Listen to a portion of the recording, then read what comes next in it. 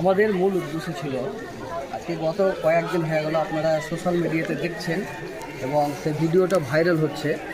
তো ভাইরালটা মূল কিন্তু ফ্যাক্টর নয়, ফ্যাক্টর হচ্ছে যে রিয়েল আমরা বিভিন্ন সমাজে দেখছি যে মানুষের প্রতি একটা নির্যাতন শুরু হচ্ছে এবং মারধর করছে।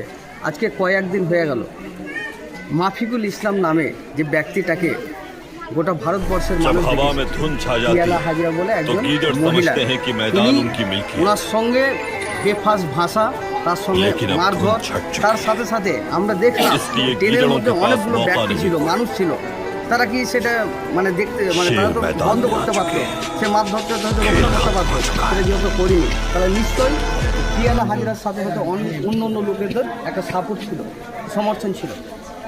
তো আমাদের দাবি হচ্ছে এক, যে আমরা আজকে যাই জঙ্গিপুর জিআরপিএফের কাছে এসেছিলাম এবং আরপিএফের কাছে আসার মূল উদ্দেশ্য হলো যে পরবর্তীতে এরকম মর্মান্তিক দুর্ঘটনা যাতে না ঘটে, এবং সেটাই তাদেরকে আমরা জানালাম। আশ্বস্ত করেছে আমাদেরকে যে হ্যাঁ, এবার থেকে আমরা ওইটাকে নজর দিয়ে রাখছি। কিন্তু আমাদের উদ্দেশ্য হলো যে দেখেন, রেল যেহেতু বিভাগটা পুরোপুরি আলাদা, তাহলে ওর মধ্যে সবসময় গাড়িতে পুলিশ থাকে, তারপরে এরকম রেলের ভিতরে চলতি ট্রেনের ওপরে একজন সাধারণ মানুষ কীভাবে আইনকে হাতে তুলে নিতে পারে, তার জন্য আমরা লিখিত দিয়েছি।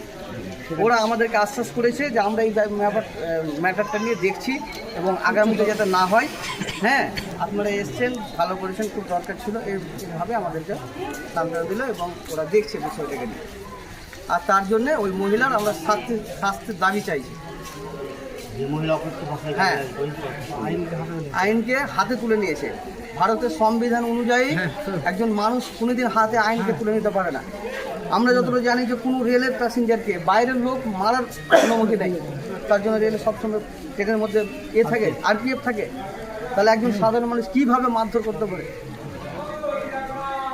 আইনটা ও হাতে তোলার কেউ না হতে হাতে না তোলাই ওর উচিত ছিল, তার কারণ ও তো দুটো অপরাধ করেছে। এক মাফিকুলকে মেরেছে, মুখের ভাষা খারাপ করেছে, তৃতীয় নম্বর হচ্ছে আইনকে হাতে তুলে নিয়েছে।